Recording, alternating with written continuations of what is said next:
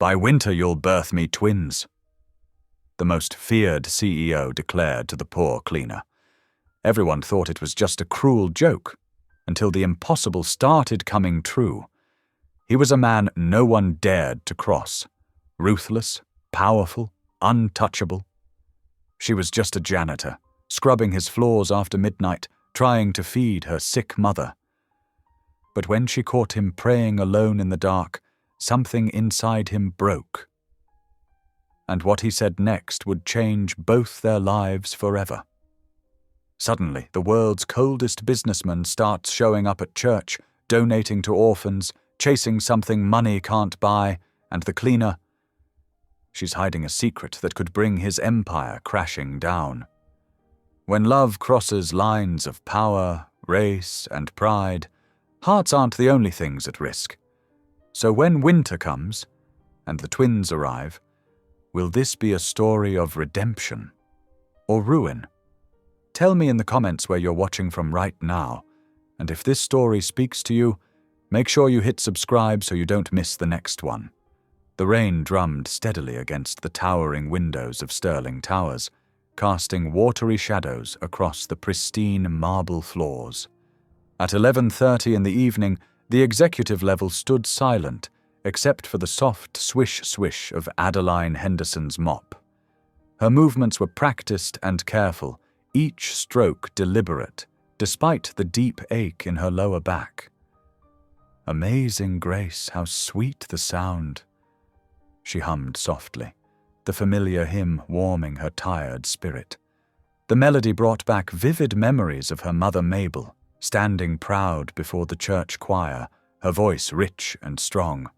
That was before the stroke that left her wheelchair-bound, though never bitter. Adeline paused to stretch, pressing her hands against her lower spine. The cleaning cart squeaked as she leaned against it, and she glanced around the empty hallway. The brass nameplates on the office doors gleamed in the dim after-hours lighting. Most prominent among them was the one that read, "Jonathan Sterling, Chief Executive Officer." Unlike the other offices she cleaned, his always made her a little nervous. Not because of the expensive artwork or the floor-to-ceiling windows with their dizzying view of the city below, but because of the man himself. Jonathan Sterling had a reputation that preceded him. Cold, demanding, ruthlessly efficient. She'd seen him in passing, of course, his tall figure cutting through crowds like an icebreaker through frozen waters, employees scattering in his wake. Tonight, she assumed the executive floor was empty as usual. The cleaning schedule was specifically designed so the maintenance staff wouldn't disturb the corporate employees. So when she heard a sound from the boardroom, something between a sigh and a whisper, she nearly jumped out of her skin. Adeline approached cautiously, her rubber-soled shoes silent on the polished floor. The boardroom door stood slightly ajar, a slice of warm light spilling into the hallway. She hesitated, then peered through the gap. Jonathan Sterling sat alone at the massive conference table, his suit jacket draped over an empty chair. His normally perfect posture was slumped, one hand wrapped around a crystal tumbler of amber liquid, the other holding what appeared to be a photograph. The sight was so unexpected that Adeline forgot herself and pushed the door wider for a better look. In the subtle glow of the desk lamp, she could see his face clearly. Gone was the mask of corporate authority he usually wore. Instead, his features were soft with something that looked like grief. His lips moved, forming words she couldn't quite hear, but the cadence was familiar, the rhythm of prayer. Moved by this glimpse of humanity in a man she'd thought made of marble, Adeline stepped forward. Unfortunately, her cleaning cart had other ideas. The metal bucket, full of dirty mop water, caught on the doorframe and clattered to the floor with a tremendous splash. Sterling whirled around, the photograph vanishing into his jacket pocket as he shot to his feet. His face transformed instantly, grief replaced by fury. "What are you doing here?" he demanded, his voice sharp enough to cut glass. But Adeline had faced harder things than an angry man. She'd held her mother's hand through months of rehabilitation, worked 3 jobs to keep food on the table, and never lost her faith that God had a purpose for it all. So instead of cowering, she met his glare with gentle understanding. "I'm so sorry, Mr. Sterling," she said softly, already moving to clean up the spilled water. "I didn't mean to disturb you. I thought everyone had gone home." He watched her work, his jaw clenched tight. The whiskey in his glass trembled slightly, betraying the tremor in his hand. "You shouldn't be here," he said, but the edge had dulled in his voice. Adeline straightened up, wringing out her mop. "Sometimes," she said carefully, "the hardest prayers are the ones we need most. Even hearts of stone need mercy now and then." Sterling's expression flickered, surprise breaking through his anger like sunshine through storm clouds. For a moment, he looked like he might say something. But then the mask slid back into place, and he turned away, dismissing her as effectively as if he'd slammed a door. Adeline gathered her cleaning supplies without another word. As she pushed her cart toward the door, she resumed her quiet humming. "Amazing grace, how sweet the sound, that saved a wretch like me." She didn't look back, but she could feel his eyes following her until she disappeared down the hallway. In his penthouse that night, Jonathan Sterling stood at his window, watching the rain trace patterns on the glass. The whiskey decanter stood untouched on his desk. Instead of pouring another drink, he found himself repeating Adeline's words in his mind. "Even hearts of stone need mercy." He pulled out the photograph he'd been looking at earlier, a snapshot of his late wife, her smile radiant as she looked at something beyond the camera's view. The edges were worn soft from years of handling. He traced her face with one finger, remembering how she used to say that no one was beyond redemption, that love could soften the hardest heart. The cleaning woman's eyes had held that same kind of gentle wisdom. Not judgment, not fear, just simple understanding. It had been years since anyone had looked at him that way, years since he'd allowed anyone to see past his carefully constructed walls. The rain continued its steady percussion against the windows, but now it seemed to carry the faint echo of a hymn. Amazing grace. The words stirred something long dormant in his chest, a longing for the man he used to be, before loss and bitterness had hardened his heart. He placed the photograph carefully in his desk drawer and walked to his bedroom, but sleep was slow to come. In the darkness, he found himself remembering the quiet strength in Adeline Henderson's voice, the way she'd faced his anger with compassion instead of fear. Her words continued to resonate through his thoughts, challenging the carefully maintained fortress of his solitude. Even hearts of stone need mercy. The truth of it echoed in the empty spaces of his penthouse, in the silence between raindrops, in the darkness before dawn. That night, for the first time in years, Jonathan Sterling's dreams were not of loss, but of the possibility of grace. The morning sun stretched across Jonathan Sterling's penthouse, casting long shadows across Italian marble floors. He stood before the bathroom mirror, his reflection hard and unfamiliar in the harsh light. Dark circles shadowed his eyes, testament to a night spent tossing and turning, haunted by gentle hymns and even gentler words. When was the last time he'd prayed without anger burning in his throat? The question nagged at him as he adjusted his tie with practiced precision. Before Sarah died? Before the scandal that nearly destroyed his company? He couldn't remember. But he remembered the cleaning woman's voice from last night, clear as church bells. Even hearts of stone need mercy. The words had wormed their way under his skin, refusing to let go. Her eyes hadn't held an ounce of fear, just that maddening compassion that made him feel stripped bare. Downstairs, in the sterile halls of Sterling Towers, Adeline Henderson pushed her cleaning cart with trembling hands. Each step felt heavy with dread. She'd interrupted the CEO during a private moment. Surely her job wouldn't survive such an transgression. How would she care for Mama without this income? Miss Henderson. The HR director's voice made her jump. The woman held out a sealed envelope, cream-colored and expensive. From Mr. Sterling himself. Adeline's heart stumbled. With shaking fingers, she opened the envelope, expecting a termination notice. Instead, she found 3 words in bold, precise handwriting. Come to my office tonight. The rest of her day passed, in a fog of anxiety. She completed her usual rounds mechanically, scrubbing floors and emptying trash bins while her mind raced with possibilities. During her afternoon break, she visited her mother as always, helping Mabel with her exercises and sharing a simple lunch. Something's troubling you, baby, Mabel observed, her wheelchair positioned by the window where she could feel the sun. Despite her paralysis, her eyes missed nothing.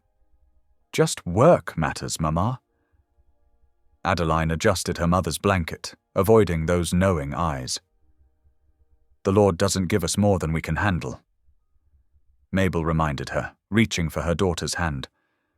Whatever's coming, you stay strong in your faith. That's your real strength, not these hands that work so hard, but this heart that loves so deep. Adeline squeezed her mother's fingers, drawing comfort from their familiar warmth. I promise, Mama, I'll stay strong. Evening found her back at Sterling Towers, the building nearly empty. Her footsteps echoed as she made her way to the executive floor. The lights in Jonathan Sterling's office blazed against the darkening sky, and through the glass walls she could see him pacing. He didn't look up when she entered, just continued his restless movement. Do you know what I did today? He asked abruptly, his voice rough. I looked up your personnel file. Single, no children, supporting a disabled mother, perfect attendance record. 3 years of loyal service, cleaning up other people's messes without complaint. Yes, sir, Adeline said quietly, standing straight and proud despite her racing heart. He stopped pacing, fixing her with an intense stare. You're different from the others. They scurry away when they see me coming. But you look at me like you see something worth saving. Everyone's worth saving, Mr. Sterling. Are they? He laughed, a harsh sound with no humor in it. My wife used to say that. Before cancer took her, before God proved he doesn't answer prayers, at least not mine. Adeline's heart ached for the pain evident in his voice. Sometimes the answer is no, or wait. Don't. He cut her off sharply. I didn't call you here for a sermon. He moved closer, his expression shifting into something reckless and desperate. You know what I see when I look at you? Hope, stupid, stubborn hope, the kind that believes in miracles. Mr. Sterling, you believe in miracles. Fine, be mine for a year. The words tumbled out, sharp-edged and wild. By winter, you'll birth me twins, and maybe I'll believe again. The room went deadly quiet. Adeline felt as if all the air had been sucked out of her lungs. The suggestion, the insult, struck her like a physical blow. Tears pricked at her eyes, but she blinked them back fiercely. I pray you find peace, Mr. Sterling. She managed, her voice barely above a whisper. But not like this. Never like this. She turned and walked out, her dignity wrapped around her like armor. Only when she reached her car did she let the tears fall, hot and angry on her cheeks. The drive home was a blur, her hands white-knuckled on the steering wheel. But later that night, kneeling beside her bed as she had every night since childhood, Adeline found herself praying not for justice or retribution, but for healing. For the broken man in his lonely tower who'd forgotten how to pray without anger. for the heart of stone that needed mercy more than it knew. "Lord," she whispered into the darkness, "help him remember what it feels like to believe, and give me strength to show him kindness even when he doesn't deserve it. Amen." The night settled around her like a blanket, and somewhere in the city, in his penthouse high above the streets, Jonathan Sterling stood at his window, haunted by the tears he'd caused and the grace he didn't understand. Dawn broke over the city, painting Sterling towers in soft golden light. Adeline arrived early as always, her cleaning cart loaded with fresh supplies. The events of last night still weighed heavy on her mind, making her movements slower than usual. As she arranged her cleaning supplies, something caught her eye, a book that hadn't been there before. It was a leather-bound Bible, worn smooth with age and use. The cover bore elegant initials that had faded with time. Adeline ran her fingers over the embossed letters. E.S. Her heart skipped a beat as she realized whose initials they must be. Elizabeth Sterling, Jonathan's late wife. "Lord, what am I supposed to do with this?" she whispered, carefully lifting the Bible from her cart. The pages were well thumbed, with numerous passages underlined, and notes written in a delicate hand. This was clearly a treasured possession, not something that should be left on a cleaning cart. Making her way to Jonathan Sterling's office, Adeline found him already at his desk, suit jacket draped over his chair as he studied documents spread before him. He looked up when she knocked softly on the doorframe. "Mr. Sterling, I found this on my cart this morning." She held out the Bible. "I believe it belonged to your wife." He stared at the book for a long moment, his expression unreadable. "Elizabeth's Bible," he said finally, his voice rough. "I wondered where that had gotten to. I wanted to return it right away. Something this precious shouldn't be left lying around." Jonathan stood and walked around his desk, but instead of taking the Bible, he gently pushed it back toward her. "Seems it was meant for you." "Sir, I couldn't possibly— please." The word came out almost like a prayer. Elizabeth would have wanted someone to use it who understood its worth. Adeline held the Bible closer, recognizing the gift for what it was. Not just a book, but a piece of his heart's history. "Thank you," she said softly. He cleared his throat, turning to look out the window. "There's something else I wanted to discuss with you. I need a housekeeper for my penthouse. The pay would be triple what you're making now." Adeline blinked in surprise. "Mr. Sterling, about last night. This isn't about that." He turned back to face her, his expression earnest. "This is a legitimate offer. Professional terms, nothing more, and—" He hesitated. "I'll sponsor your church's children's ministry. Full funding for the next year." The offer took her breath away. Triple her current salary would mean being able to afford better care for her mother, maybe even some home modifications to make things easier. And the children's ministry had been struggling for months, barely able to keep the lights on.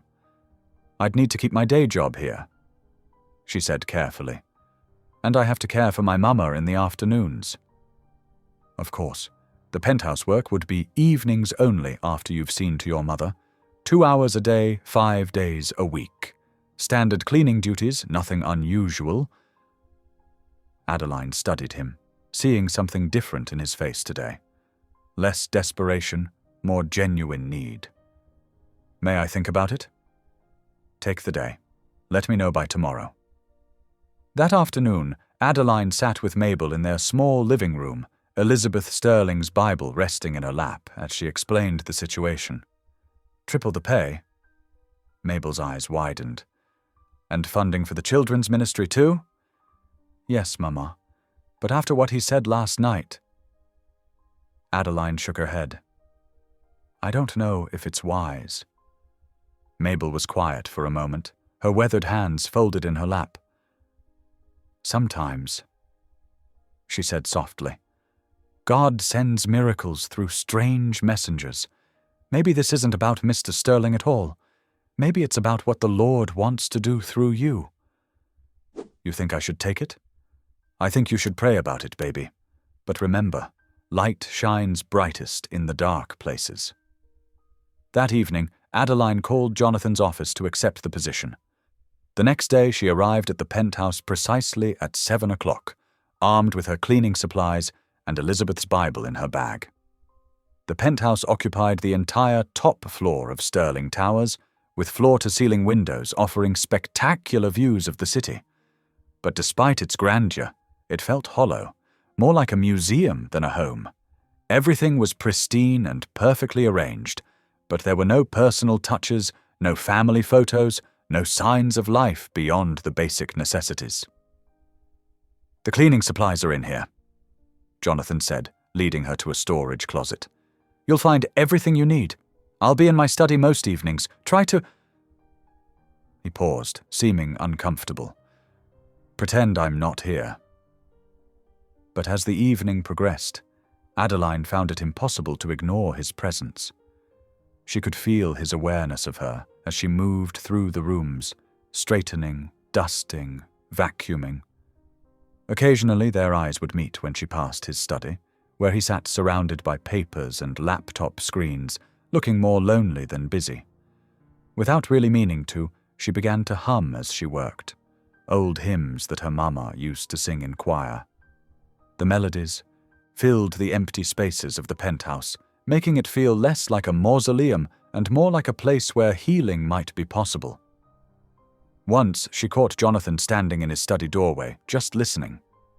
When he noticed her watching, he quickly disappeared back inside, but not before she saw something soften in his expression. As she prepared to leave that first evening, he emerged from his study. "Was that Amazing Grace you were humming earlier?" "Yes, sir. My mama taught it to me. Said it was good to have a song in your heart while you work." He nodded slowly. Elizabeth used to sing in church, too. Then, as if catching himself sharing too much, he straightened. "Good night, Mrs. Henderson. Good night, Mr. Sterling." As Adeline rode the elevator down, she thought about the lonely man in his tower, about Elizabeth's well-loved Bible in her bag, and about her mama's words regarding miracles and strange messengers. Perhaps this was exactly where she needed to be, letting her light shine in this dark place, one hymn at a time. In the days that followed, a quiet routine developed. Adeline would arrive each evening to find Jonathan in his study, surrounded by work, but somehow always aware of her presence. She would clean and hum, occasionally catching him watching her with an expression she couldn't quite read. Their interactions were minimal but civil, marked by a growing sense of careful respect. One evening, as she dusted the living room shelves, she heard him come up behind her. "You missed a spot," he said, but his tone held no criticism, only an awkward attempt at connection. "Thank you, Mr. Sterling," she replied, turning to find him standing closer than she expected. For a moment, they just looked at each other, two souls brought together by circumstance, each carrying their own kind of loneliness. Then he cleared his throat and stepped back. "I'll be working late tonight. Don't feel you need to rush." Adeline watched him retreat to his study, thinking how strange it was that a man with so much could seem to have so little. But then she remembered Elizabeth's Bible, now sitting on her nightstand at home, filled with highlighted verses about hope and redemption. Perhaps that was why she was here, not to clean his house, but to help clean away the dust that had settled on his soul. The penthouse held more than furniture and expensive art. It housed memories frozen in time. As Adeline moved through the rooms that first week, she discovered countless shrines to Elizabeth Sterling's life, preserved exactly as she had left them.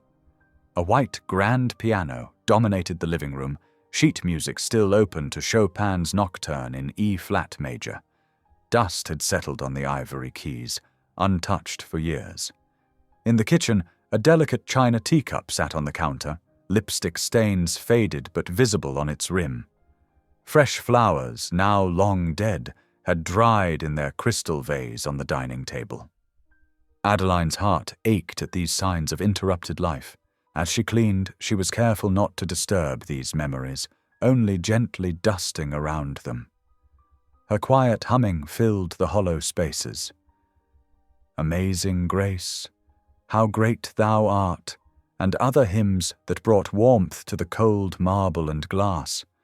Each morning she would write out a Bible verse on small pieces of paper, tucking them under coasters and beside photo frames. The Lord is close to the broken-hearted. Read one. He heals the crushed in spirit. Said another. Jonathan noticed, of course. On the third day he emerged from his study, waving one of her notes. Do you think these little fortune cookies from heaven will fix anything? He asked, his tone sharp with mockery.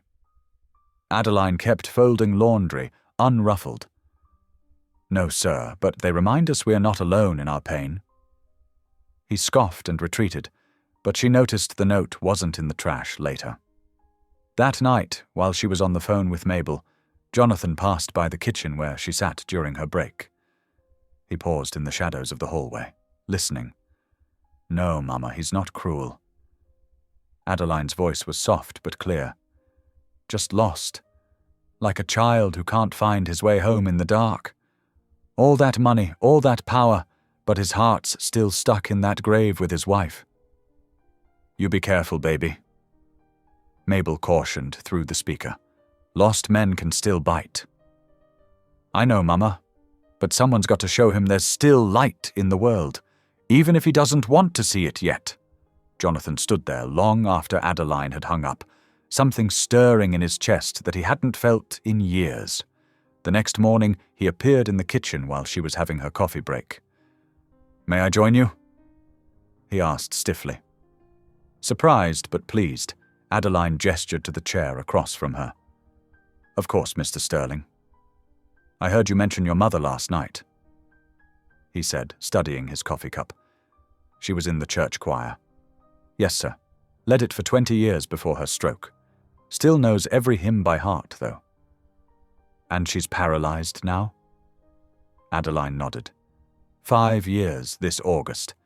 But she says the Lord gave her a new ministry, praying for folks from her wheelchair instead of leading them from the choir stand.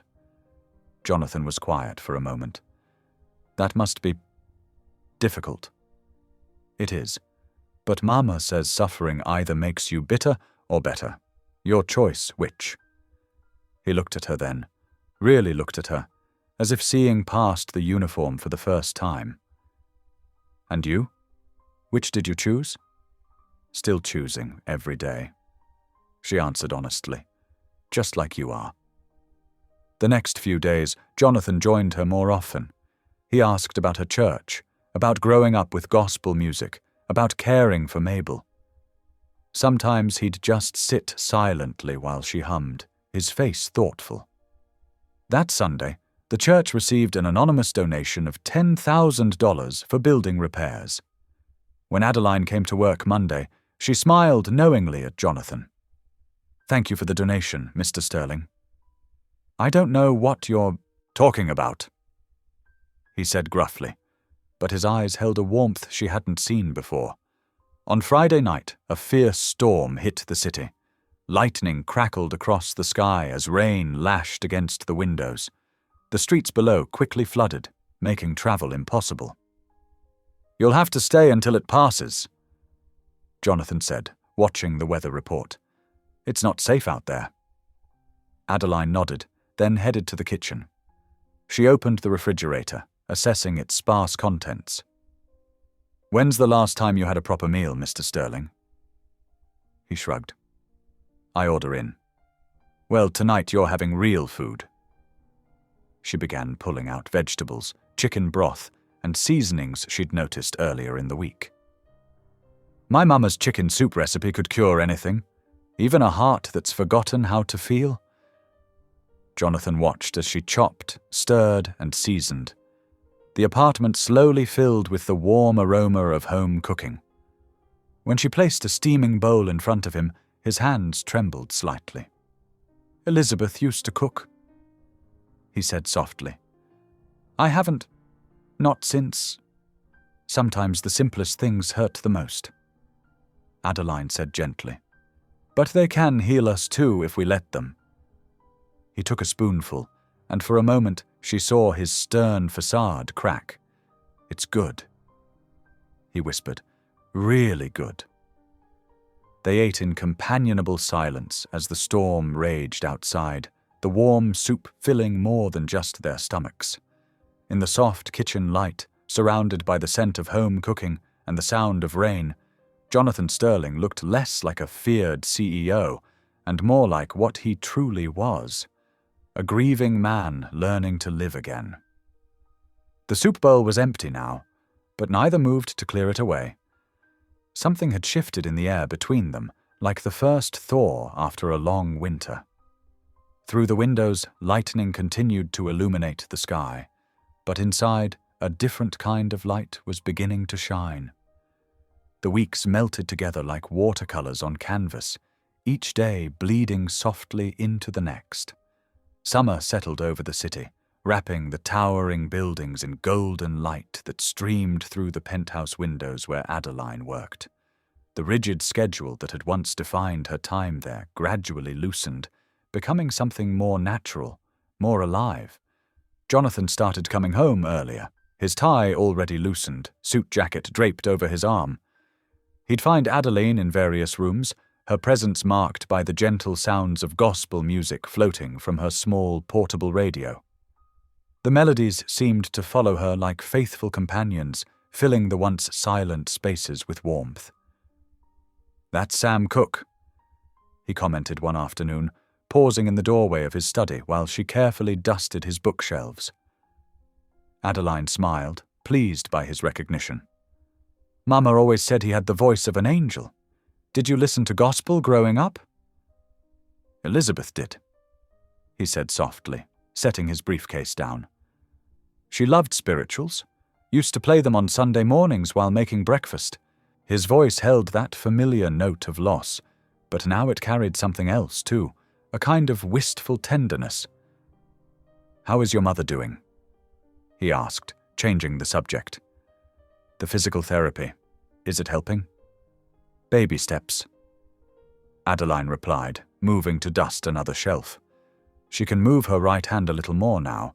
Doctor says that's a good sign. I could recommend some specialists," he offered, then quickly added, "if you'd like." She turned to look at him, noting how different he seemed from that first night she'd found him alone in his office. The sharp edges were still there, but they'd softened, like sea glass worn smooth by the waves. "Thank you, Mr. Sterling. That's kind of you to offer." Their conversations grew longer, deeper.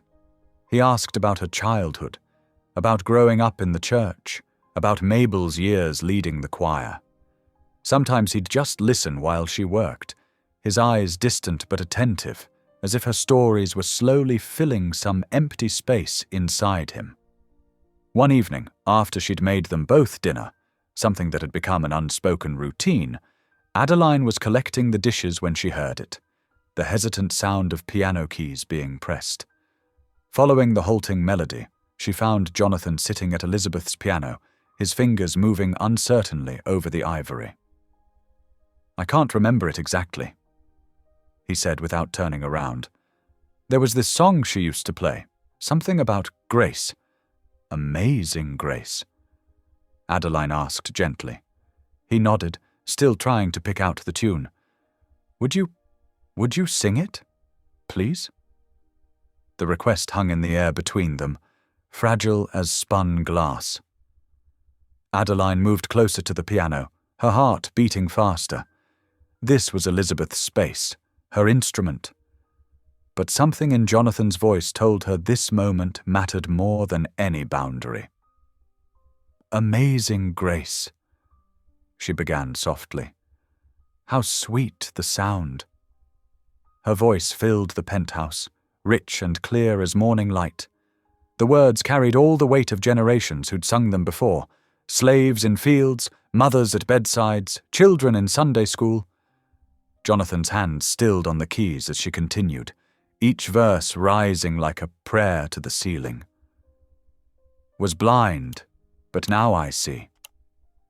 When she finished, the silence felt holy. Jonathan sat motionless at the piano, his shoulders shaking slightly.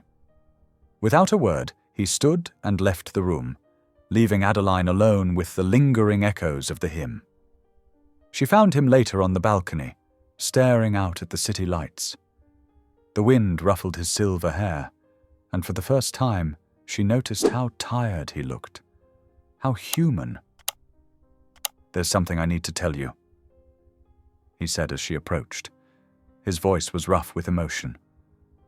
"Something I've carried for too long." Adeline waited, her hands clasped together. 10 years ago, there was a scandal at Sterling Towers.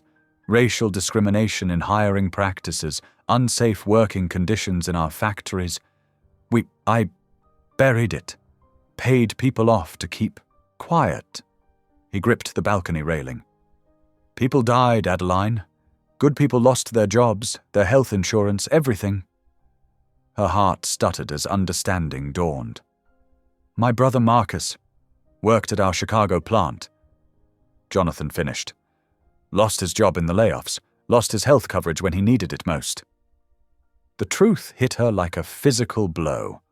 Marcus, her baby brother, dead at 38 from a heart condition that proper medical care might have prevented. All this time, she'd been working for, caring for, maybe even starting to care about the man responsible. Grief and anger warred in her chest, stealing her breath. She looked at Jonathan and saw both the man he'd been, cold, calculating, cruel, and the man before her now, broken by the weight of his own sins. I'm sorry, he whispered. I know it's not enough. Nothing could be enough, but I am so deeply sorry. Adeline couldn't speak. The city lights blurred through her tears as she turned and walked away, her steps echoing on the marble floors. Behind her, Jonathan remained on the balcony, a solitary figure against the night sky. She drove home in a daze, her mind replaying every interaction, every conversation, every moment of connection in a new, harsh light. But mixed with her pain was something else, the memory of Jonathan's face as she sang, the genuine remorse in his voice, the way he'd changed over these weeks. The night passed slowly. Adeline sat by her mother's bed, watching Mabel sleep peacefully, unaware of her daughter's turmoil. The first light of dawn was creeping through the windows when Mabel stirred. What's troubling you, baby? She asked, reading Adeline's face as only a mother could. Adeline took her mother's hand, feeling the strength still present in those fingers that once directed heaven's music. Mama, she whispered, her voice breaking. Pray for me. I don't know if I'm falling or forgiving. Mabel squeezed her daughter's hand, understanding in her eyes. Outside, the sun continued its slow rise, painting the sky in shades of mercy. The morning sun filtered through the stained glass windows of Greater Hope Baptist Church, casting rainbow patterns across the worn wooden pews. Jonathan Sterling sat in the last row, his tailored suit out of place among the empty seats. His hands fidgeted with the bulletin, creasing and uncreasing the paper as he waited. The sound of children's voices drifted from the choir room. Jonathan recognized Adeline's gentle tone giving instructions. Remember to smile while you sing. When you're sharing God's love, it should show on your face. The side door opened, and a dozen children filed out in their white robes, led by Adeline. She hadn't noticed him yet, focused entirely on her young charges as she helped them arrange themselves on the risers. Her own simple dress seemed to glow in the morning light. Okay, children, she said, turning to face them. Let's practice our song about mercy one more time before service starts. As she raised her hands to conduct, Jonathan held his breath. The children's voices rose pure and sweet, but it was Adeline's voice that pierced his heart. Mercy saw me in my sin, reached down and pulled me in. Grace wrapped arms around my shame and called me by a new name. Tears welled in his eyes, unexpected and unstoppable. He tried to wipe them away discreetly, but they kept coming. The words seemed written for him, about him, through him. The children continued singing, their innocent voices carrying truth like arrows. No matter how far I ran, mercy chased me down again, found me broken, made me whole. Mercy won't let go. Jonathan couldn't remember the last time he'd cried. Really cried. Not just the quick tears of frustration or anger he sometimes shed alone in his office. These tears felt different. They carried years of buried grief, of hardened pride, of choices he couldn't undo. He sat through the entire service, barely noticing when the pews filled around him. The regular congregation cast curious glances his way, but he remained focused on Adeline as she directed the children through their performance. Her face shone with joy, even though he knew his confession from the night before must still be weighing on her heart. After the final hymn, Jonathan waited outside on the church steps. The spring air carried the scent of blooming dogwoods. Church members streamed past him, some nodding politely, others whispering behind their hands about the strange white man in the expensive suit.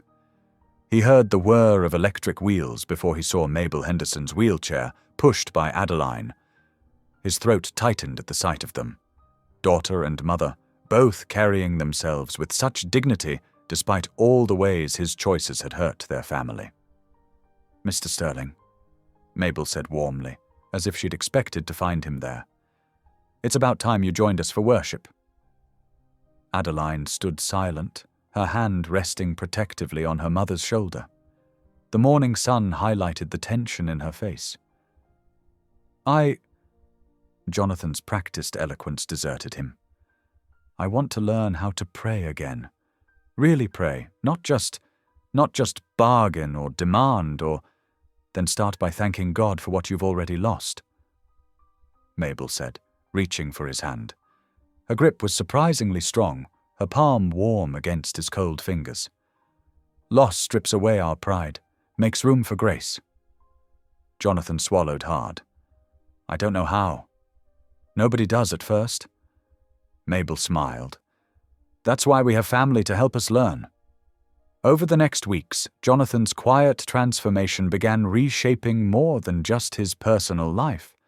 Anonymous donations started flowing into the community center. New computers appeared in the after-school program. The food pantry's shelves stayed stocked. He never announced his involvement, but Adeline knew. She saw the change in his eyes when the children talked about their new art supplies. But change rarely comes without resistance.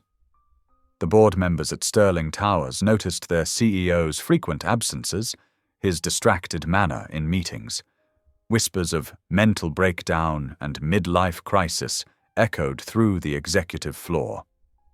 "He's spending more time in that church than in his office," one board member complained. "This isn't the Jonathan Sterling who built this company." The gossip trickled down through the ranks, gaining new flavors as it spread. When Adeline pushed her cleaning cart through the halls, she caught snippets of conversation that made her cheeks burn. "Did you hear? She's got him wrapped around her finger. Always knew she was ambitious. Probably thinks she's going to be the next Mrs. Sterling." She kept her head high, continued her work with the same careful attention she'd always shown. But the whispers stung, especially from other cleaning staff who used to greet her warmly. One afternoon, Jonathan overheard two executives making crude comments near the break room. His face darkened with anger, and he started toward them, ready to remind them exactly who signed their paychecks. Adeline caught his arm. "Please don't. They have no right," he growled. "I won't let them disrespect you like this." She shook her head, her eyes steady on his. "Let my character speak louder than your power. I've walked with dignity through worse than whispers, Mr. Sterling. Truth doesn't need defending. It just needs time to show itself. Jonathan stared at her, struck again by the quiet strength that had first caught his attention that rainy night. She wasn't asking him to ignore the insults. She was teaching him a different kind of authority altogether. Besides, she added with a small smile, you stepping in would only prove them right about all the wrong things. She returned to her cleaning cart, leaving Jonathan to ponder how many lessons in true leadership he still had to learn from this woman who served without shame and loved without limits. The whispers continued, but they seemed to lose their power each time they broke against Adeline's steadfast dignity. She went about her work, led her choir, cared for her mother, and prayed, not just for herself, but for those whose hearts were too small to understand grace. And Jonathan watched, learned, and slowly began to understand what Mabel meant about thanking God for loss. His old life, built on power and pride, was crumbling away. But in its place, something new was taking root, something that felt suspiciously like hope. The crisp autumn air swept through Stirling Tower's courtyard, scattering golden leaves across the manicured lawn. Inside Jonathan Stirling's penthouse, the atmosphere had transformed over the past months. Where silence once ruled, gospel music now filled the space, floating from the vintage record player he'd discovered in storage. Adeline stood at the kitchen counter, her hands dusted with flour as she measured ingredients for cornbread. "No, Mr. Stirling, you can't rush. This part." She laughed, watching him impatiently tap the measuring cup. "Cornbread's like faith. It needs the right foundation." Jonathan leaned against the marble counter, his suit jacket discarded, sleeves rolled up to his elbows. "I've closed billion-dollar deals faster than this bread takes to make. And that's exactly why you need to learn patience," she replied, guiding his hands through the proper mixing technique. "See how the batter feels? That's what we're looking for. Smooth but not too thin." Their evening routine had become as natural as breathing. After her regular cleaning duties, they'd share tea and talk about everything and nothing: her mother's physical therapy progress, the church's budget challenges, his latest business decisions. He found himself seeking her counsel more often than his board's. "Your church fund report," he said one evening, spreading spreadsheets across his dining table. "Let me show you how to read these properly." He pointed to various columns, explaining terms like operating costs and projected revenue. Adeline leaned closer, her brow furrowed in concentration. "So, this number here, that's why we're always short for the youth program." "Exactly. But if you adjust the allocation here..." His fingers brushed hers as they both reached for the same paper. He pulled back quickly, pretending to check his phone. The autumn weeks passed in this dance of almost moments and careful distances. During their conversations, Jonathan caught himself watching how the lamplight caught the warmth in her eyes, or how her laugh seemed to chase away the penthouse's lingering shadows. But he always looked away before she noticed, reminding himself of the whispers already circulating through his company. One chilly evening, they drove together to the community center, the car loaded with donations, winter coats, children's books, and basic necessities. Jonathan had insisted on delivering them personally, though Adeline reminded him he could have sent a courier. "I want to see where it all goes," he said simply, parking behind the old brick building. Inside, they found Sarah Martinez, a young single mother, crying in the hallway. Her two small children clung to her legs, their own eyes wet with tears. Adeline immediately went to her, wrapping an arm around her shoulders. "What's wrong, honey?" she asked softly. "The landlord's raising the rent again," Sarah sobbed. "I'm already working 2 jobs. I don't know how—" Jonathan stood frozen, watching Adeline comfort the young woman.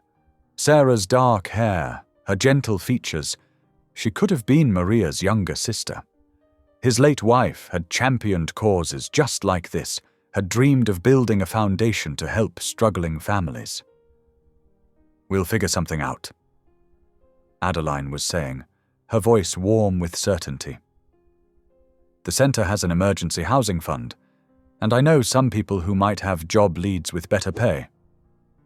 She reached into her purse, pulling out a small prayer card and a business card. "Here's my number. Call me anytime, day or night. You're not alone in this." Sarah hugged her tight, whispering thank you over and over. Her children, sensing the shift in mood, began to smile again. Adeline knelt down to their level, asking about their favourite subjects in school, promising to find them some special books from the donation pile. The drive home was quiet. Jonathan gripped the steering wheel, his mind replaying the scene. Not just Adeline's kindness, but the natural way she'd handled everything. No grandstanding, no false promises. Just practical help, wrapped in genuine love. He glanced at her in the passenger seat, her face thoughtful as she made notes about Sarah's situation in her small notebook. The streetlights painted soft shadows across her features, and suddenly he couldn't breathe. He loved her.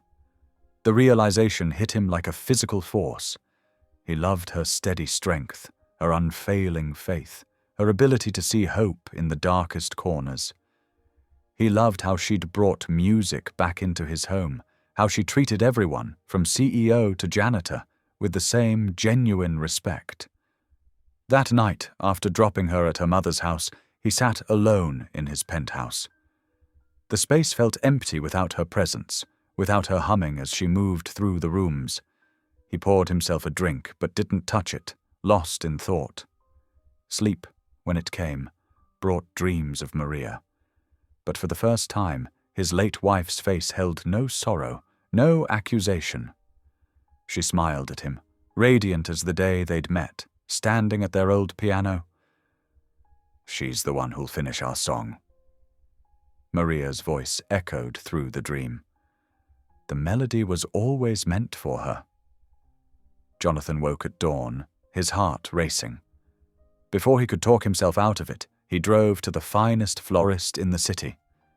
He spent an hour selecting the perfect arrangement, elegant white roses mixed with vibrant wildflowers that reminded him of Adeline's spirit. But as he reached for his wallet, a conversation from yesterday's board meeting echoed in his mind. Sterling's getting soft. First the donations, now he's spending all his time with the help. His hand froze. What would people say? How would this affect Adeline's reputation? The gossip was already bad enough. This would only add fuel to the fire. "Sir?" the florist prompted. "Would you like to add a card?" Jonathan stared at the beautiful arrangement, seeing instead the harsh judgment in his colleague's eyes, the whispers that would follow Adeline through the halls. "No," he said finally, his voice rough. "No, I've changed my mind." He walked out empty-handed, the ghost of Maria's smile fading from his memory. The flowers remained behind, their promise of new beginnings wilting before they could bloom. Back in his office, he buried himself in work, trying to ignore the ache in his chest. But his eyes kept drifting to the framed photo on his desk, Maria at their piano, forever frozen in mid-laugh. For the first time, he wondered if holding on to her memory so tightly was keeping him from embracing the gift of new love she seemed to be blessing. The morning stretched into afternoon, and still the flowers haunted him. He'd thrown away his chance, again, letting fear of what others might think overshadow what his heart knew to be true. The whispers started in the break room, spreading through Sterling Towers like poison ivy. By Tuesday morning, they'd reached Martha Simmons' desk. The head of housekeeping services pursed her lips as she listened to yet another concerned employee share rumors about Adeline Henderson and Jonathan Sterling's supposedly inappropriate relationship. "She's always up there in his penthouse," the employee whispered. "And now he's acting different, donating money, showing up at that church of hers." Martha's phone rang. Human Resources. Her stomach sank as she recognized the extension. Across town, Adeline was helping her mother into her wheelchair when her phone buzzed. The message was brief but devastating. Report to HR immediately. Suspended pending investigation of workplace conduct violations. Lord have mercy, Mabel whispered, seeing her daughter's face pale. What is it, baby? Adeline's hands trembled as she showed her mother the message. They think Mr. Sterling and I... She couldn't finish the sentence. Hold your head high, Mabel said firmly. Truth stands in the light. At Sterling Towers, Adeline sat rigid in the sterile HR conference room as Linda Peters, the department director, read out the allegations. Multiple employees have reported concerns about the nature of your relationship with Mr. Sterling. Given your private employment in his residence and the recent changes in his behavior, the company must investigate to protect all parties involved. There's nothing inappropriate between us? Adeline said quietly, her dignity intact despite the humiliation burning in her chest. Mr. Sterling is a good man who's found his faith again. That's all. Nevertheless, Linda continued, you're suspended without pay until the investigation concludes. Please clear out your supplies by end of day. Adeline rode the elevator to the penthouse one last time, her cleaning cart beside her. The doors opened to reveal Jonathan pacing in his living room. They suspended you? His voice was thunder. This is absurd. I'll end this right now. No. Adeline's voice cracked as she moved to gather her supplies. Please don't make it worse. Your power is what frightens them. The more you try to protect me, the more they'll twist it. Jonathan's hands clenched. So I'm supposed to watch them destroy your reputation. Let them think. They'll think what they want to think. Adeline interrupted softly. But if you throw your weight around, they'll never believe the truth. She reached for her mop, but Jonathan caught her hand. The touch was electric, dangerous, proving exactly what the rumors claimed. They jumped apart as if burned. I'm sorry, he whispered. This is my fault. I should have been more careful. No, Adeline said, gathering her remaining supplies. This is just the world showing its true face, but God sees the truth. That evening, Adeline collapsed into her mother's arms, finally letting the tears fall. Maybe I should leave town, Mama. Start fresh somewhere else. Mabel stroked her daughter's hair. Running won't fix this, baby. Sometimes God puts us right in the storm so we can learn to stand. But it hurts. Adeline sobbed. Everything I worked for, my reputation, the Lord restores. Mabel reminded her. He makes beauty from ashes. Meanwhile, Jonathan paced his penthouse, rage and guilt warring in his chest. Finally, he made a decision. He called his assistant. Emergency board meeting, tomorrow morning. The boardroom buzzed with tension the next day as Jonathan stood to address them. I've done a lot of thinking lately, he began.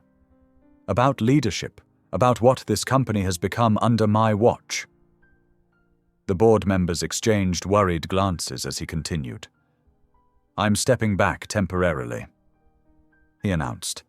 Not retiring, not resigning, but taking time to relearn the human side of leadership. This company was built on relationships, not just profits. Somewhere along the way, I forgot that. The reaction was immediate. Board members protested, stock prices trembled, and by afternoon, the media was running wild with speculation. Sterling CEO's mysterious departure, mental break, or hidden scandal? The headlines screamed. But something had shifted between Jonathan and Adeline. That evening his phone rang. I heard what you did, she said softly. You didn't have to sacrifice yourself. It wasn't sacrifice, he replied. It was truth. I have lost my way, but... He hesitated. Would you pray with me? Over the phone? and so began their new rhythm. Each morning and evening they'd call, sharing scripture verses and prayers. When doubt crept in, they'd remind each other of God's faithfulness. When the media circus grew too loud, they'd sing hymns together until peace returned. "The board's furious," Jonathan confided one evening. "They think I've lost my mind. Maybe you've just found your heart." Adeline answered. Their isolation drew them closer, but in a purer way than the rumors suggested. Their shared faith became a lifeline, their prayers a shelter from the storm. While the world speculated about scandal, they built something far more precious, a friendship anchored in spirit and truth. 1 week stretched into 2. The investigation continued, but Adeline held firm to her integrity. Jonathan attended every board meeting remotely, refusing to be pushed out completely. Their daily calls became sacred time, a reminder that they weren't alone in their struggles. "I've been reading Maria's Bible," Adeline shared one evening. She underlined Psalm 37, verse 6. "He will make your righteous reward shine like the dawn, your vindication like the noonday sun." Jonathan was quiet for a moment. "She always knew where to find hope," he said finally. "Just like you do." Through it all, Mabel watched her daughter grow stronger, not despite the trial, but because of it. "Sometimes God uses storms to clear the air," she told Adeline. "Just keep holding on to what you know is true." And so they did. Jonathan in his penthouse, Adeline in her mother's home, connected by faith and phone lines, waiting for dawn to break through their longest night. Their prayers grew deeper, their trust more complete, as they learned that sometimes the greatest acts of love are simply standing still and letting God fight the battle. The media circus continued, but in the quiet moments between headlines and accusations, something beautiful was growing. Not the scandal everyone suspected, but a friendship that would eventually reshape not just their lives, but the very foundation of Sterling Towers itself. The first snow of winter dusted Memphis like powdered sugar, softening the city's hard edges. Adeline pulled her threadbare coat tighter as she walked between cleaning jobs. Her suspension from Sterling Towers had forced her to pick up whatever work she could find, mopping floors at the corner store, tidying the local diner after closing, helping elderly neighbors with their laundry. Each small paycheck went straight to Mabel's medical bills. The nights grew longer, but Adeline's faith never dimmed. She hummed hymns while she worked, finding peace in the simple rhythm of clean water and soap. One evening, as she finished mopping the church fellowship hall, Jonathan appeared in the doorway. He looked different now, humbler, his expensive suit replaced by a simple sweater and jeans. "The Christmas concert committee needs help," he said softly. "Would you join us? No publicity, no cameras, just service." Adeline leaned on her mop, studying him. "You sure that's wise, with everything going on?" "I'm sure nothing's ever been wiser." His eyes held steady. "The church needs you, and—" he hesitated. "I miss working with you." The sincerity in his voice moved her. "All right," she agreed, "but we keep things simple." Simple turned out to be exactly what they needed. Every evening they met in the church attic, sorting through decades of Christmas decorations. Tangles of lights needed testing, wooden nativity figures needed touching up, and ancient sheet music needed organizing. Jonathan proved surprisingly handy with a paintbrush, carefully restoring the faces of weather-worn shepherds. Adeline sorted music by candlelight, her voice lifting in quiet song as she worked. The dusty attic became their sanctuary, far from prying eyes and wagging tongues. "My wife loved Christmas," Jonathan shared one evening, carefully unwrapping tissue paper from a delicate angel. "She would have loved this, bringing beauty back to broken things." Adeline smiled, watching him cradle the figurine.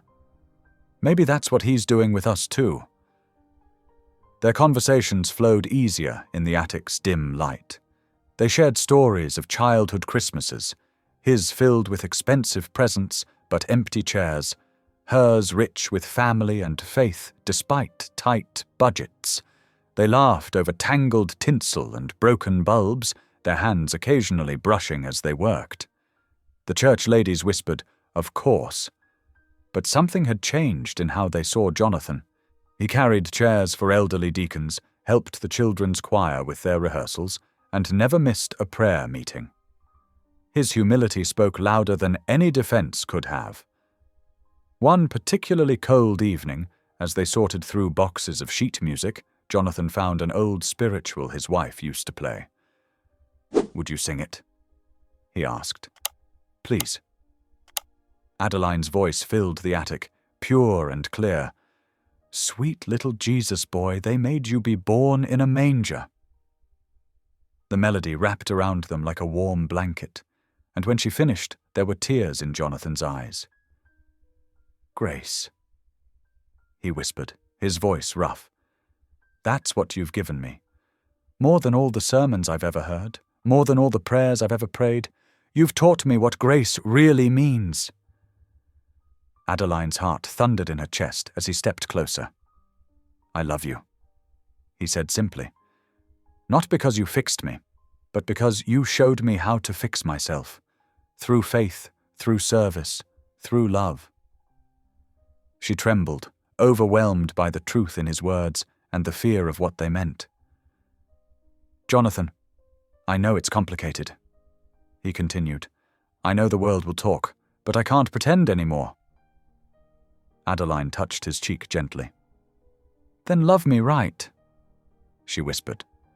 "Love me enough to stand beside me, not above me.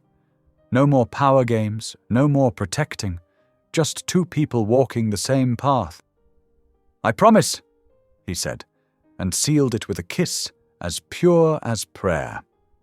The next evening was the Christmas concert. The sanctuary glowed with hundreds of candles, their light dancing off the restored decorations. The children's choir, dressed in red robes, filled the front rows.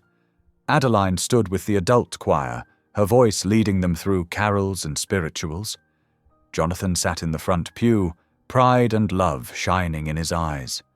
The music swelled, filling every corner of the sanctuary with joy. But as Adeline began her solo, "O Holy Night," something felt wrong. The room began to spin, the candlelight blurring into golden streaks. She tried to hold the note, to keep standing, but darkness crept in at the edges of her vision. The last thing she saw was Jonathan's face, transformed by terror as she crumpled towards the floor. Panic erupted in the sanctuary. The music stopped abruptly as Jonathan vaulted over the pew, catching her before she hit the ground. Without hesitation, he lifted her into his arms. "Call 911!" someone shouted, but Jonathan was already moving. "No time," he said, cradling her close. "I'm taking her. Myself." The congregation parted like the Red Sea as he carried her down the aisle, her head lolling against his shoulder. Outside, snow was falling harder now, but Jonathan barely noticed as he placed her gently in his car. The engine roared to life, tires spinning in the snow before finding purchase. As they sped toward the hospital, Jonathan gripped the steering wheel with one hand, the other holding Adeline's limp fingers. "Stay with me," he whispered, running red lights with emergency flashes blinking. "Please, God, let her stay with me." The hospital's emergency lights cut through the falling snow like a beacon, drawing them toward hope. Or heartbreak. Jonathan couldn't know which yet. All he knew was that the woman who had taught him to believe in miracles needed one of her own tonight. The emergency room's fluorescent lights cast harsh shadows as Jonathan paced, his polished shoes squeaking against the linoleum floor. Every few steps, he'd glance at the swinging doors where they'd taken Adeline, his hands clenching and unclenching with worry. After what felt like hours, Dr. Sarah Chen emerged, her face bearing a gentle smile that immediately eased some of Jonathan's tension. "Mr. Sterling," she called. "You can come in now." Jonathan nearly knocked over a chair in his haste to follow. Inside the examination room, Adeline sat propped up on crisp white sheets, looking pale but alert. His heart squeezed at the sight of her. "Well," Dr. Chen began, consulting her clipboard, "I have some rather surprising news." She paused, her smile widening. "Adeline is pregnant, and from what we can see on the ultrasound, you're expecting twins." The world seemed to tilt on its axis. Jonathan's knees buckled, and he sank to the floor beside Adeline's bed. Tears spilled down his cheeks as the words he'd spoken months ago echoed in his mind with crystal clarity. "By winter you'll birth me twins." "Oh my God," he whispered, his voice cracking. "Oh my God." His hands found Adeline's, squeezing gently. "Those foolish words. I never dreamed." Adeline's own eyes shimmered with tears. "The Lord works in mysterious ways," she murmured. Dr. Chen quietly excused herself, leaving them alone with the miraculous news.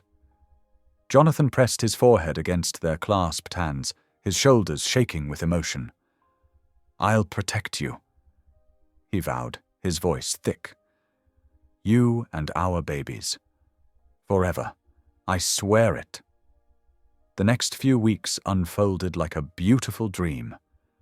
Jonathan insisted on driving Adeline to all her appointments, hanging on every word the doctors spoke about their developing twins. They spent peaceful evenings in Adeline's modest apartment, where the love felt more genuine than in his sterile penthouse. Mabel's eyes twinkled with joy as she worked her knitting needles, creating tiny blankets in soft yellows and greens. "The Lord's timing is perfect," she'd say, her weathered hands moving steadily despite her other limitations. He knew exactly when these babies needed to come. One evening, as they sat around Adeline's small kitchen table, sharing a simple meal of chicken and cornbread, Jonathan reached across and took her hand. "Move in with me," he said softly. "Both of you. The penthouse has plenty of space, and it's closer to your doctor's." But before Adeline could answer, his phone buzzed with an urgent message. The color drained from his face as he read it. "Jonathan?" Adeline touched his arm. "What's wrong?" His hands trembled as he showed her the screen. Someone had leaked documents about the old discrimination scandal to major news outlets. The story was breaking across all platforms, with his company's stock already plummeting in after-hours trading. Within hours, social media exploded. Headlines screamed about corporate corruption, racial discrimination, and cover-ups. Then someone connected the dots to Adeline, and the story took an even uglier turn. "Sterling CEO's pregnant mistress. Compensation or love?" One tabloid blared. Twitter threads labeled her a gold digger, suggesting she'd orchestrated the whole relationship as revenge for her brother's death.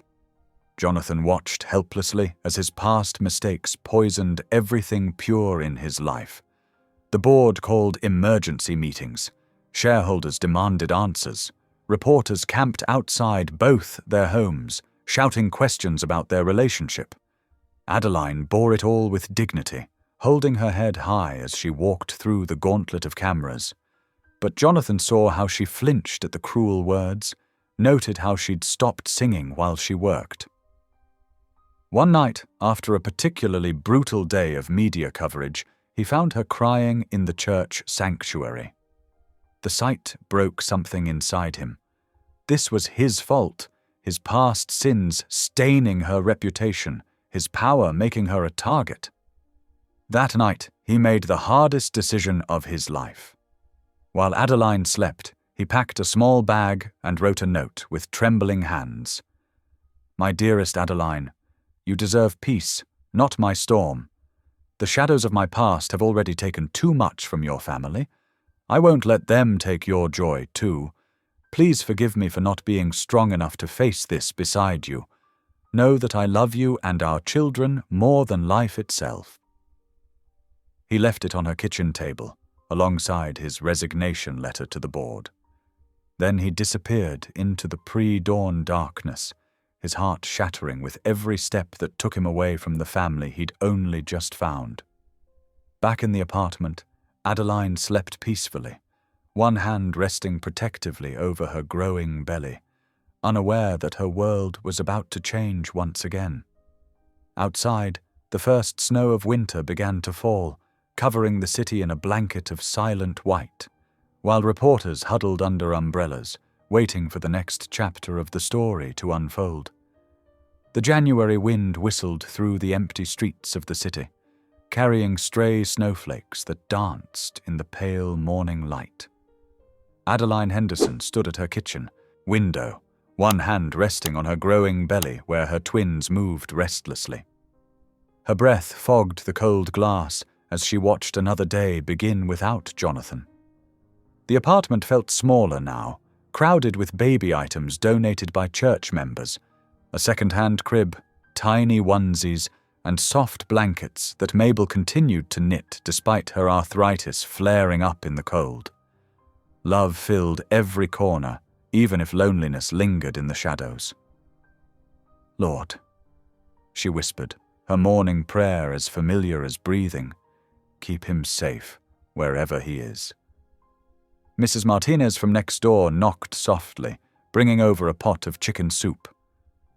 "For the babies," she insisted, patting Adeline's rounded stomach.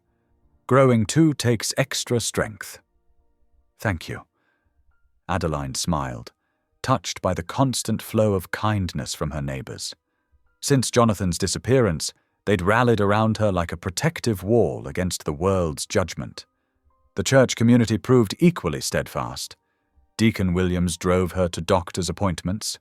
Sister Mary Beth organized a rotation of evening meals. The children's choir she led had grown, with parents specifically requesting her as teacher despite, or perhaps because of, the media attention. "The Lord provides," Mabel would say from her wheelchair by the window, her eyes wise and knowing. "He's never failed us yet." But the nights were hardest. Adeline would lie awake, remembering Jonathan's voice, his tentative smile when he first learned to pray again, the way his hands trembled when they heard 2 heartbeats in the doctor's office. The media circus had finally died down, but the silence he left behind echoed louder than any reporter's questions. One particularly cold evening, as she helped Mabel prepare for bed, her mother caught her wiping away tears. "Child," Mabel said softly, reaching for her daughter's hand. "Winter only feels endless before spring. Remember how the dogwood looks dead until it bursts into bloom?" Adeline managed a watery smile. "Mama, I'm not crying because I'm sad. I'm crying because I still love him. After everything, the scandal, him leaving, I should be angry. But all I can do is pray he finds his way back to God, even if he never finds his way back to me." Mabel's eyes shone with pride. "That's grace, baby. That's what changes hearts." The church's outreach ministry flourished despite the controversy, or perhaps because of it. People came seeking the woman who'd shown such dignity in crisis. Adeline's choir performances drew crowds, her voice carrying messages of hope and redemption that resonated far beyond the sanctuary walls.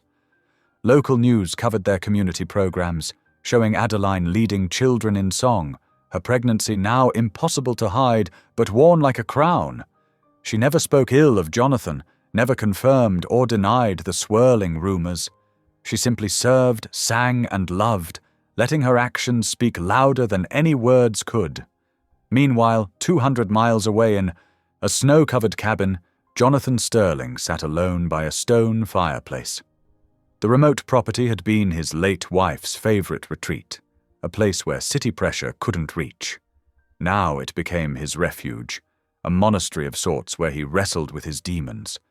He'd grown a beard, stopped wearing suits, his days filled with chopping wood, long walks in the silent forest, and reading the Bible Adeline had left behind. The isolation forced him to face the man he'd become. and the one he wanted to be. He followed news of her on his laptop, watching grainy videos of choir performances. Her voice, even through poor speakers, brought tears to his eyes. She glowed with an inner light that his absence couldn't dim. While his company's stock recovered under new leadership, she built something far more valuable: a community of hope. One evening, as snow fell thick outside his window, he found a forgotten sticky note tucked in his wallet. Adeline's neat handwriting quoted Psalm 51, "Create in me a clean heart, O God, and renew a right spirit within me." The words blurred as tears fell. He remembered her placing it under his coffee cup months ago, back when he still mocked her faith. Now, alone in the gathering dark, those words cracked open something in his chest. "I'm sorry," he sobbed, falling to his knees. "God, I'm so sorry. For everything. For running. For leaving her to face it alone. For being too proud to trust your plan." The confession poured out of him like a flood. Years of bitterness, grief over his first wife, shame over the discrimination scandal, fear of loving again, terror of fatherhood. As he wept, the wall around his heart finally crumbled completely. When no more tears would come, he felt lighter, cleaner, like the snow outside had somehow fallen inside him, covering all the dark places with new possibility. He knew what he had to do. Standing on shaky legs, he went to pack his bag.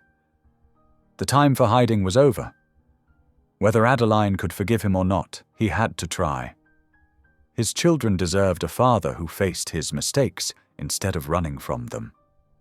And Adeline, his amazing, grace-filled Adeline, deserved to know that her prayers had been answered in ways she never imagined.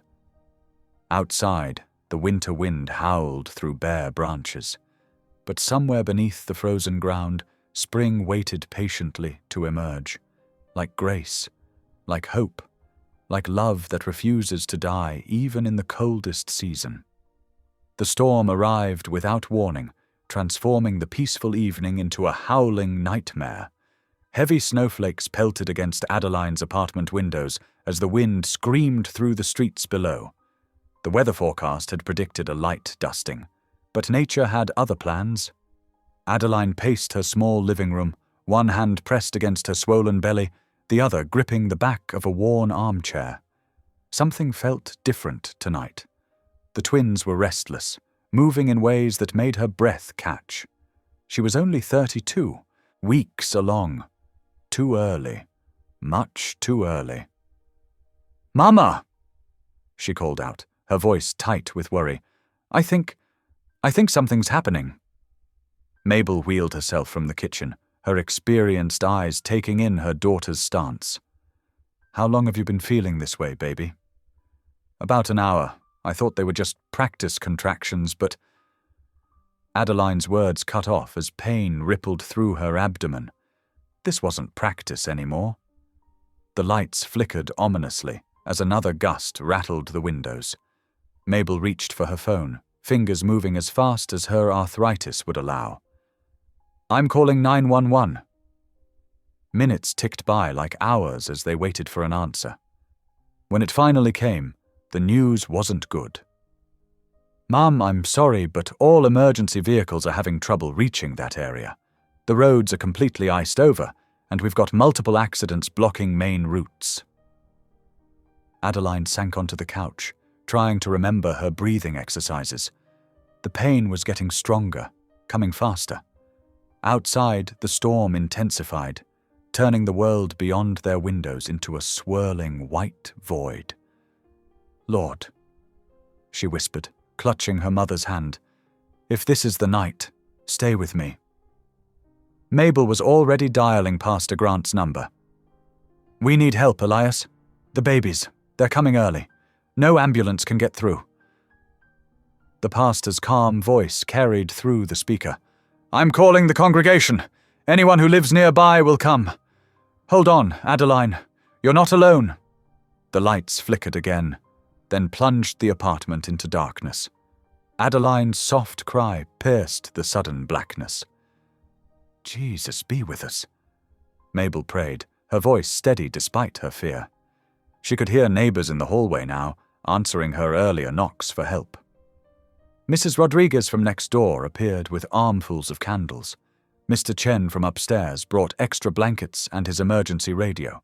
Across town, Jonathan Sterling sat in his idling car outside the cabin, about to begin his journey back to the city. The radio crackled with emergency bulletins about the unexpected blizzard. He almost missed the news report that made his blood run cold. "Breaking news. A fire has broken out at Sterling Towers, reportedly due to faulty wiring in the electrical system. Emergency crews are having difficulty reaching the scene due to hazardous road conditions." His hands tightened on the steering wheel. Sterling Towers, where everything began, where he first heard Adeline's gentle voice breaking through his darkness. The building might burn, but he wouldn't let it be a symbol of more loss. "This is a sign," he whispered, putting the car in gear. "I'm done running." The SUV's heavy tires fought for traction on the treacherous roads. Visibility was near zero, but Jonathan pressed on, guided by something stronger than sight. Every mile felt like 10 as he crept through the whiteout conditions, his headlights barely cutting through the swirling snow. In Adeline's apartment, the scene had transformed. Candlelight flickered off the walls as neighbors crowded the small space, each helping however they could. Mrs. Rodriguez, a retired nurse, took charge of the medical preparations, laying out clean towels and boiling water on the gas stove. Mr. Chen's radio provided updates on the storm, each report worse than the last. Pastor Grant arrived with his wife, bringing more supplies and, more importantly, his unwavering faith. "The Lord brought you this far," he reminded Adeline between contractions. "He won't abandon you now." The pain was getting worse. Adeline tried to focus on the familiar prayers and hymns being murmured around her, but fear crept in. These were her miracle babies. Would they survive coming so early? "Mama!" she gasped, gripping Mabel's hand. "Sing with me, please." Mabel's voice, though aged, still carried the power that once led their church choir. Amazing grace, how sweet the sound. One by one, the others joined in, their voices creating a shelter of sound around Adeline as another contraction seized her body.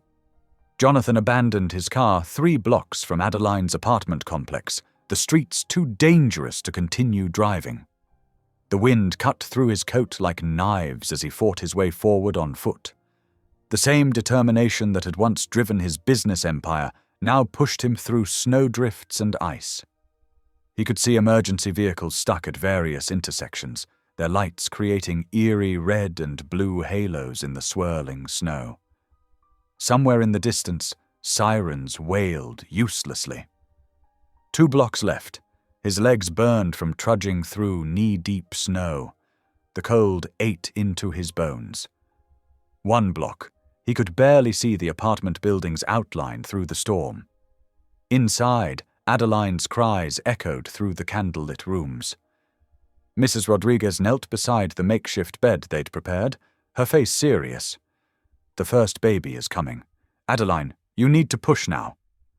The harmonies of Amazing Grace grew stronger as Adeline bore down, tears mixing with sweat on her face. Pastor Grant held her other hand, praying continuously. A pounding at the door startled everyone. Mr. Chen opened it to find Jonathan Sterling, covered in snow, his expensive coat crusted with ice. "Please," he gasped, his voice raw from the cold. "Please let me in." For a moment, no one moved. Then Adeline's voice, strained but clear. "Jonathan?" He pushed through the crowd, falling to his knees beside her. "I'm here. I'm so sorry. I'm here now." Mabel's eyes met his, measuring his sincerity. Whatever she saw there made her nod. "Then take her hand, boy. These babies need their father." Another contraction hit, and Adeline squeezed Jonathan's hand so hard he felt bones grind together. He didn't care. He would have let her break every finger if it helped. "Keep singing," she pleaded between breaths. Jonathan's voice, unused to hymns, joined the others awkwardly at first, then with growing strength. "'Twas grace that taught my heart to fear, and grace my fears relieved." The storm raged outside, but in that small apartment, surrounded by candlelight and prayer, a different kind of power held sway. Love, faith, community. The very things Jonathan had spent his life dismissing as weakness now proved to be the strongest force of all. Mrs. Rodriguez's voice cut through the hymn. "I can see the head! Push, Adeline! Push!" Adeline bore down again, her cry of pain rising above the storm's howl. Jonathan held her hand and prayed, really prayed, for the first time in decades. Time seemed to slow in the candlelit apartment. Jonathan knelt beside Adeline, his expensive wool coat dripping melted snow onto the worn carpet. His face, red from the bitter cold, showed every emotion he'd hidden for so long: fear, love, regret, hope. Their eyes met, and in that moment all the pain of his absence dissolved. "I've got you," he whispered, his voice cracking. "I'm not leaving again. Not ever." Mabel's weathered hand guided his larger one to Adeline's. "Support her back with your other arm," she instructed, her tone leaving no room for argument. "She needs your strength now." Another contraction gripped Adeline, and she squeezed Jonathan's hand with surprising force. Mrs. Rodriguez, positioned at the foot of the makeshift bed, nodded encouragingly. "The first baby is crowning. You're doing beautifully, Adeline." The room felt thick with prayer and anticipation. Neighbors pressed against the walls, holding candles that cast dancing shadows. Pastor Grant's wife wiped Adeline's forehead with a cool cloth, while continuing to hum "Amazing Grace." "Lord!" Adeline gasped between pushes. "Give me strength." Jonathan found himself joining the quiet chorus of amens that followed her prayer. The cynical businessman who would have scoffed at such a scene months ago was gone, replaced by a man who finally understood the power of faith and community. "One more big push," Mrs. Rodriguez urged. "The head is almost out." Adeline bore down with everything she had, her cry of effort rising above the storm's howl. Jonathan supported her, murmuring words of encouragement he never knew he had in him. Then, suddenly, the tiny room filled with the most beautiful sound he'd ever heard, a newborn's first angry wail. "It's a girl!" Mrs. Rodriguez announced, quickly wrapping the squalling infant in a warm towel. "And she's perfect!" Tears streamed down Jonathan's face as he caught his first glimpse of his daughter, pink and precious and impossibly small. But there was no time to celebrate. Adeline's grip tightened again as the second baby made her presence known. "Keep breathing, sweetheart," Mabel coached from her wheelchair, her own eyes shining with tears. "God's not finished blessing us yet." The next few minutes stretched like hours. Jonathan felt helpless watching Adeline's pain, yet amazed by her strength. The storm outside seemed to mirror the intensity of the moment, wind rattling the windows as Adeline fought to bring their second child into the world. "Almost there," Mrs. Rodriguez encouraged. "I can see her sister coming."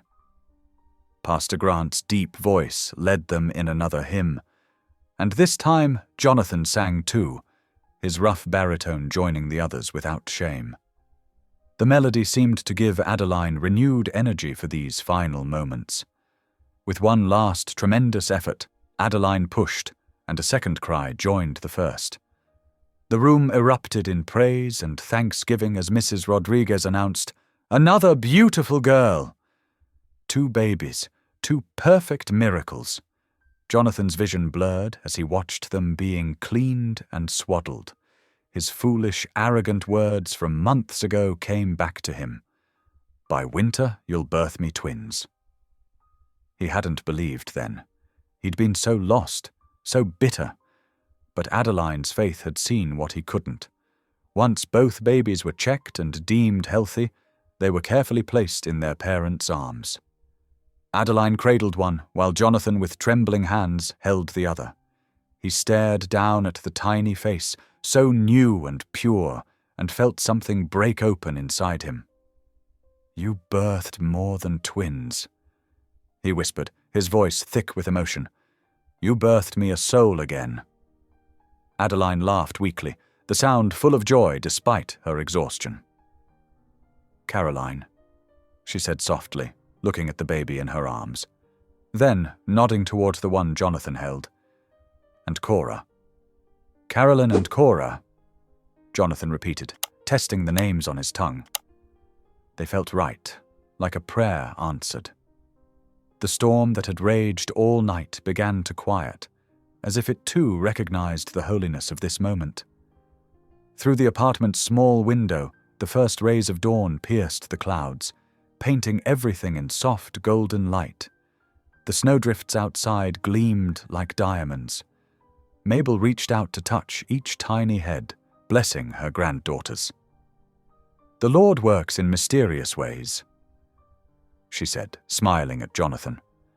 "Sometimes he sends us through storms to find our way home." As sunrise painted the room in warm light, neighbors began quietly slipping away, leaving the new family to their precious first moments together. The storm had passed, leaving behind a world made new and clean. In that small apartment, surrounded by love and bathed in morning light, Jonathan Sterling finally understood what true wealth meant. Carolyn and Cora Sterling, born in a storm but welcomed in grace, slept peacefully in their parents' arms as the new day dawned. The church stood quiet in the pale morning light, its stained glass windows casting rainbow patterns across the wooden pews. Inside, the air held the sweet scent of fresh flowers, simple arrangements of white lilies, and baby's breath that decorated the modest sanctuary. This wasn't a grand society wedding, but something far more precious, a celebration of divine timing and second chances. Adeline sat in the church office, her wedding dress smooth and simple, an ivory sheath that spoke of elegance rather than extravagance. Her mother Mabel's skilled hands adjusted the small pearl clips in her daughter's hair, each touch a blessing. "The Lord sure does write straight with crooked lines," Mabel mused, her eyes bright with happy tears. Who would have thought that cleaning job would lead to this day? Adeline caught her mother's hand and squeezed it. "You always told me to trust his timing." "And look at what he delivered, not just love, but two beautiful grandbabies to spoil." Mabel's smile grew wider. "Speaking of which, how are my precious girls?" "Mrs. Rodriguez is watching them in the nursery. They're fed and sleeping like angels." Adeline smoothed her dress, thinking of her 6-week-old daughters. "I still can't believe how perfect they are." "That's because they're wrapped in prayer, child, just like this marriage will be." Down the hall, Jonathan Sterling stood before a mirror in the pastor's study, adjusting his tie for the 10th time. The man who once commanded boardrooms with iron confidence now felt humbled by the simple gold band in his pocket. His hands trembled slightly as he straightened his collar. Pastor Grant watched him with knowing eyes. "Nervous, son?" "Terrified," Jonathan admitted with a small laugh. "Not of marrying Adeline, that's the surest thing I've ever known, but of being worthy of this blessing." The pastor placed a steadying hand on Jonathan's shoulder. "That's exactly why you are worthy. The Lord loves a humble heart." The sanctuary filled quietly with their closest friends and family. The church choir members who had supported Adeline through years of struggle, the cleaning staff who had watched their story unfold, and even a few board members who had stood by Jonathan during the company's upheaval. Near the front, Mrs. Rodriguez carefully placed the hand-carved wooden cradle where Caroline and Cora slept peacefully, swaddled in soft white blankets their grandmother had made. When the piano began to play, everyone rose. Jonathan took his place at the altar, his heart thundering in his chest. Then Adeline appeared in the doorway, and time seemed to stop. She walked down the aisle alone, her steps steady and graceful. But she wasn't really alone. The love that filled the sanctuary wrapped around her like a warm embrace. In the front row, Mabel's wheelchair had been positioned perfectly to see everything, her face shining with joy and tears. The ceremony itself was simple, but profound.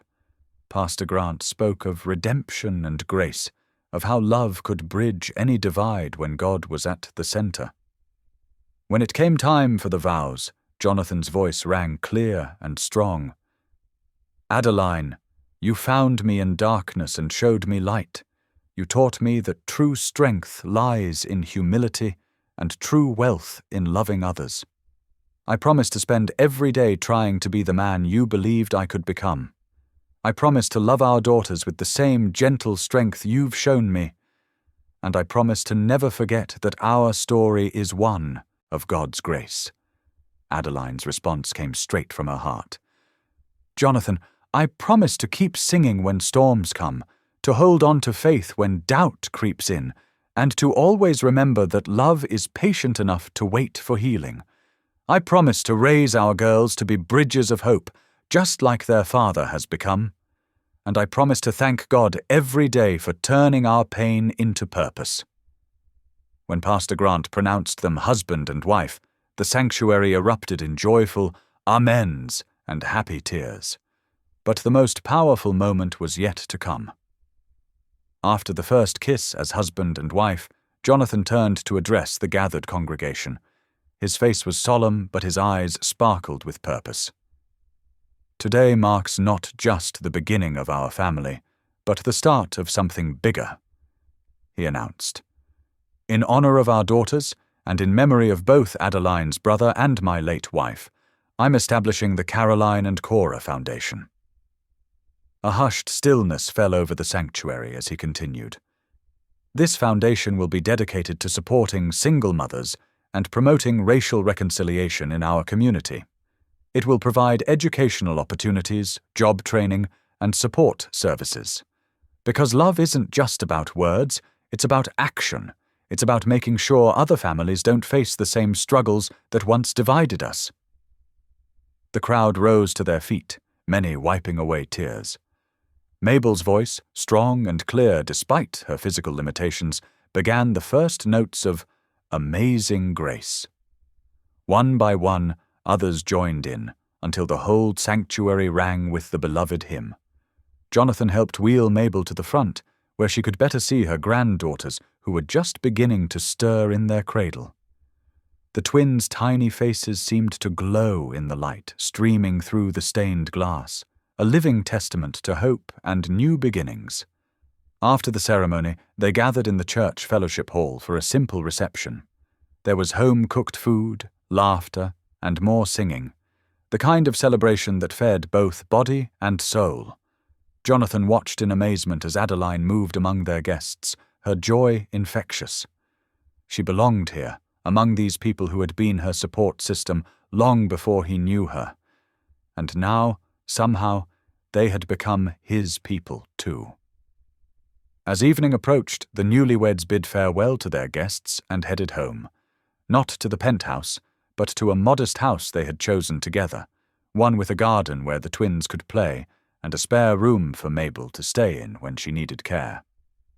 In their kitchen, Adeline lit candles while Jonathan set the table for their first meal as husband and wife. It wasn't fancy, just some of Mabel's famous chicken soup she'd sent home with them. But it was perfect. The twins slept nearby in their bassinet, their soft breathing a sweet background melody. Before they ate, Jonathan reached for Adeline's hand.